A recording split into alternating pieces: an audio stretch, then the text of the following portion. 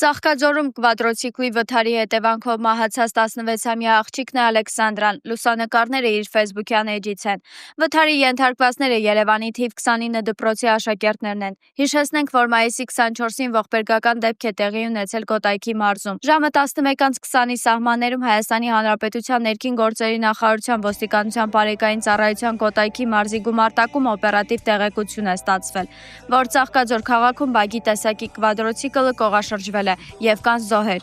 4 ընկերներով գնացել էին Ծաղկաձոր, բագի մակնիշի կվադրոցիկլ են վարձակալել, որից հետո տեղի ունեցել վթարը։ Ինչպես դեպքի վայրից հայտնել է ֆոտոլրագրող Գագիկ Շամշյանը, տեղում պարզվել է, որ դեպքը տեղի ունեցել Ծաղկաձոր քաղաքի Վլադիմիր Հարությունյան փողոցում։ Բագի մակնիշի կվադրոցիկլը կողաշրջվել է, ինչի հետևանքով 4 հոգի տարբեր աստիճանի մարմնական վնասվածքներով ծայրահեղ ծանր ախտորոշմամբ տեղափոխվել են Հրազդան բժշկական կենտրոն։ 4 անձից 2-ը գիտակցության չգալով մահացել է։